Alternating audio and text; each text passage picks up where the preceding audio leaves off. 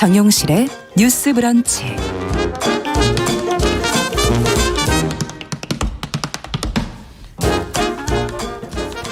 네, 정용실의 뉴스 브런치 듣고 계신 지금 시각 11시 42분입니다. 사전 편집자의 세심한 안목으로 고른 좋은 책 같이 읽어보죠. 동네 책방. 오늘은 고요서사의 차경희 대표 자리해 주셨어요. 어서 오세요. 네, 안녕하세요. 네, 오늘은 어떤 책을 같이 볼까요?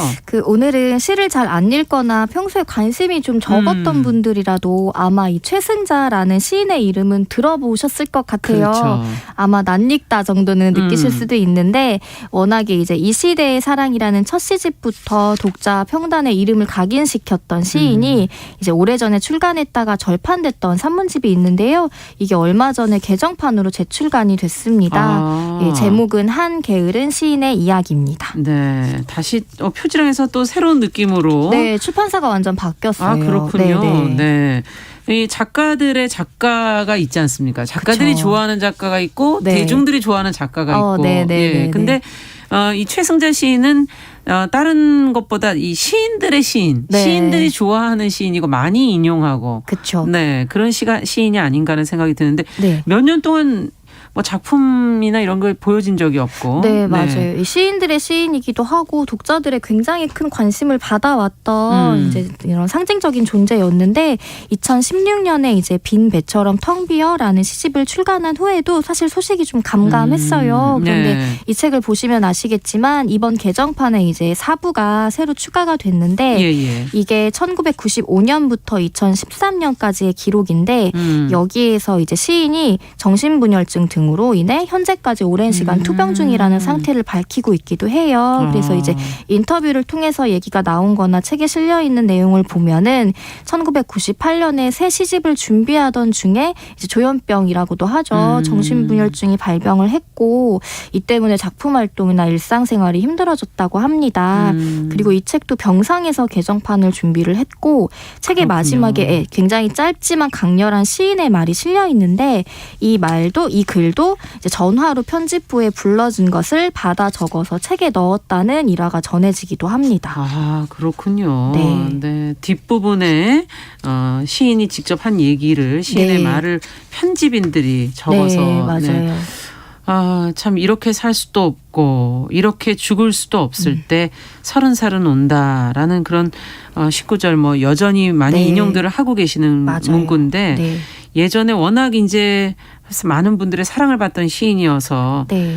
산문집에는 과연 또 어떤 내용이 담겨 있을까 궁금하기도 하네요. 네, 이 책 한 게으른 시인의 이야기는 애초에 시인이 산문집을 내려고 썼던 글들은 아니었다고 해요. 이제 1976년부터 사보나 기타 매체에 발표했던 짧은 글들을 모은 건데 네.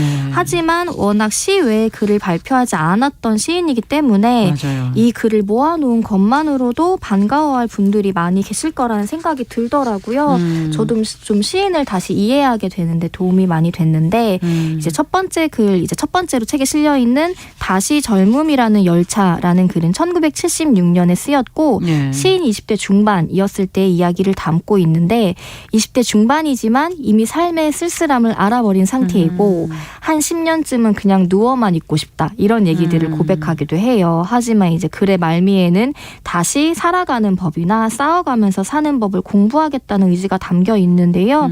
이 시인 자신도 산문집의 다른 글들에서 말을 하듯이 최승자 시인의 시는 워낙 죽음의 이미지들이 강렬하게 맞습니다. 드리워져 있잖아요. 네. 근데 산문집 전반에서는 이 삶에 대한 절망을 말하면서도 결국에는 살아가는 일에 대한 의지들이 담겨 있는 글들이 개인적으로도 좀 인상적이었어요. 그렇군요. 네, 물론 산문들에도 뭐 엄마나 동네 어린 시절 알던 아저씨나 이런 사람들의 죽음에 대한 일화들을 적고는 있지만 또 어떤 면에서는 어린 시절이나 학창 시절 얘기를 적고 있는데 그런 글에서는 또 순수한 발랄함이 느껴지기도 해서 좀 다른 면모를 엿볼 수가 있었습니다. 그러네요. 작품의 이미지 앞서 얘기해 주신 것처럼 뭐 죽음의 이미지가 강렬하게 드리워져 있다 이렇게 표현해 네. 주셨는데 그것도 있지만 또 작가의 투병 앞서 얘기해 주신 네. 투병 또 생활고 이런 네. 게 또 한동안은 또 인터뷰가 맞아요. 많이 화제가 되기도 했습니다. 네. 근데 시인에 대해서 갖고 있는 그 이미지를 좀 어둡게 갖고 계시잖아요. 네. 이거에 대한 편견이나 뭐 오해를 좀 깰 수 있는 부분도 많은가요?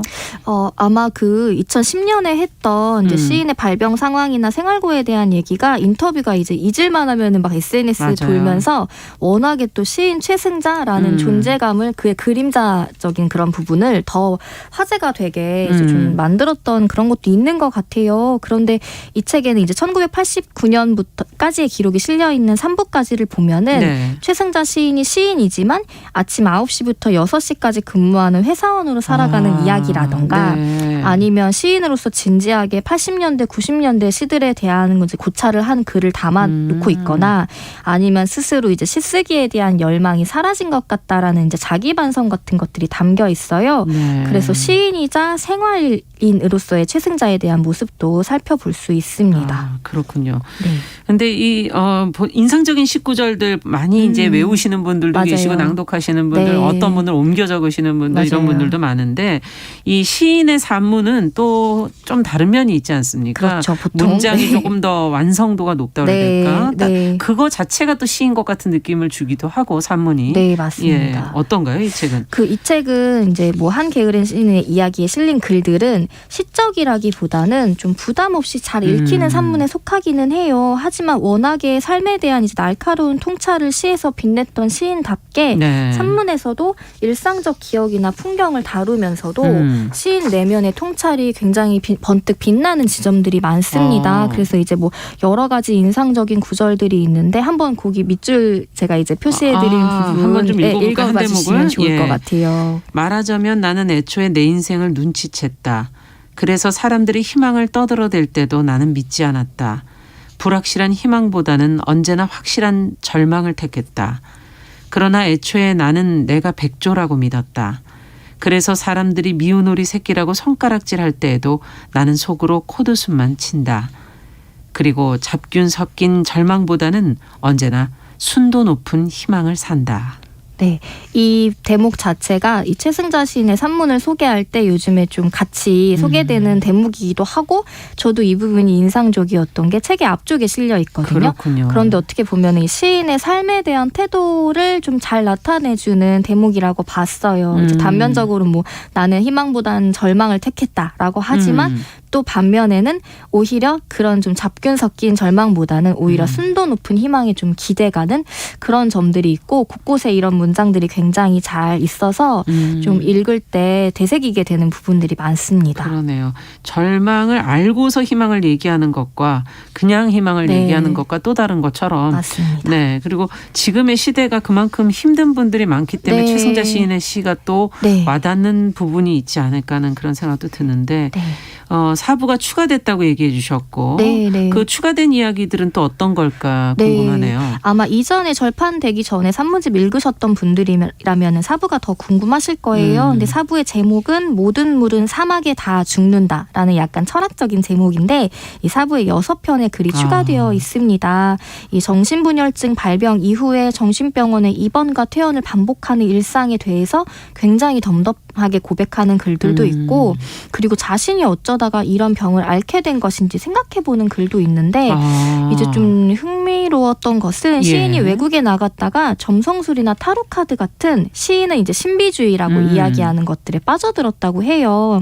그래서 그렇게 5년 정도를 신비주의에 대해 공부를 했는데 네.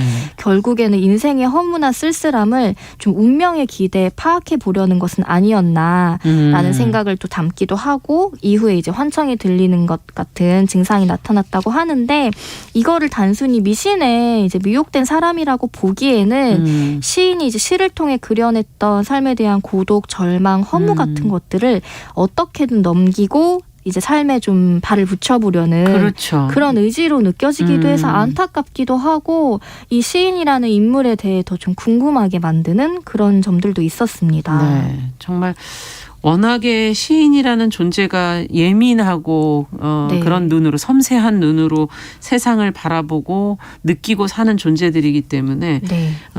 어찌 더 이런 얘기들이 더 이해가 되는 것 같기도 하네요. 네, 맞습니다. 그 마지막에 이제 모든 물은 사막에 다 죽는다라는 글이 글로 실려 있기도 한 제목인데 굉장히 인상적이었는데 예. 요약을 해드리자면 물이 사막을 만나면 모래로 스며들어 죽거나 아니면 공기로 기화해서 이동해 살아남는 두 가지 선택지 정도가 있는데 우리 삶을 그 상황에 비유하자면 그중 하나만 선택하기 어렵다. 그래서 일부는 이제 모래로 들어가 죽고 일부는 살아남았을 때 그 모래로 들어간 물이 아깝다라거나 그냥 공기로 갈 걸 이렇게 생각하는 게 아니라 예. 죽음을 맞이한 우리의 어떤 부분은 결국 우리 삶에서 떨어져 나가야만 했던 부분이라는 것을 깨닫게 됐다라는 대목이 좀 인상적이었어요. 그러니까 예. 이거는 인생에서 상실에 대한 이야기를 하는 그렇죠. 것 같기도 하고 예. 그리고 우리가 살아가고 있지만 결국에는 살아가면서 일부분들이 조금씩 죽어가는 과정. 그러니까 인간의 삶에 대한 이야기 같기도 해서 그 뭐 신비주의를 공부한 이후의 영향인지는 모르겠지만 예. 이런 삶에 대한 더 관찰이나 통찰이 좀 빛나는 글들이 사부에 실려 있어서 예. 좀 주목해 보시면 좋을 것 같고 그리고 이번 주에 시인의 다른 산문집인 어떤 나무들은 이라는 책도 개정판이 출간이 됐어요. 아마 어제 이제 며칠 전에 나온 것 같은데 예. 이 책과 이거는 함께 이것도 네. 예전에 나왔던 것이 다시 개정된 거군요. 네, 맞습니다. 네. 그래서 산문집이 두 권 있는데 그게 두 권 다 복간된 그렇기 때문에 좀 같이 연달아 읽어보시면 좋겠다는 생각이 듭니다. 네. 네. 예전엔 아마 힘들었던 정치 상황 속에서 최승자 시인의 네네, 시가 맞아요. 굉장히 네. 돋보였던 부분이 네. 있는데 지금 시대적인 절망 네. 속에서 또다시 한번 최승자 시인의 시가 네. 다시 사람들에게 좀 환영받았으면 좋겠다는 생각도 드네요. 네. 네, 최승자 시인의 산문집 한 게으른 시인의 이야기 저희가 읽어봤는데요.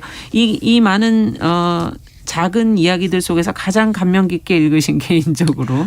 저는 그 마지막에 이제 소개해드렸던 모든 물은 사막에 다 죽는다라는 글도 그렇고 그 방금 얘기하신 것처럼 이제 80년대, 90년대 이제 정치적 상황을 이제 살아갔던 그런 이야기들이 자신의 이제 사랑 이야기와 함께 들어가요. 그게 그렇죠. 이제 양철북이라는 책과 연결된 에피소드가 있는데 그런 것들은 또 굉장히 애잔하게 마음에 남기도 하고 어머니를 길에서 우연히 보게 된 장면이나 이런 것들에 대한 글들은 시인의 좀 내면에 있는 여리여리한 연약한 부분들 이런 것들은 좀 엿볼 수 있어서 그런 대목들도 좀 인상에 남습니다. 네, 최승자 시인이 이 책의 뒤편에 이런 글을 적어주셨네요. 올해 묵혀두었던 산문집을 출판하게 됐는데 오랜 세월이 지난 것 같다. 지나간 시간을 생각하자니 웃음이 쿵 난다. 웃을 일인가. 그만 쓰자. 끝 이렇게 써놓으셨어요. 네, 그게 바로 전화로 불러줬던 시인의 말이라고. 네. 상황이어서 더 이상 글을 쓸 수 없는 네, 작가의 마음이 맞습니다. 여기에 또 녹아 있는 것 같네요. 자, 최승자 시인의 산문집 한 게으른 시인의 이야기 저희가 동네 책방에서 같이 읽어봤습니다. 오늘은 고요서사의 차경희 대표와 함께했습니다. 말씀 잘 들었습니다. 감사합니다. 감사합니다. 자, 정용실의 뉴스 브런치 12월 23일 목요일 순서 이제 인사드리도록 하겠습니다. 끝으로 배트 미들러의 노래 Wind Beneath My Wings 들으면서 이 시간 마무리하도록 하죠. 저는 내일 오전 11시 5분에 다시 뵙겠습니다.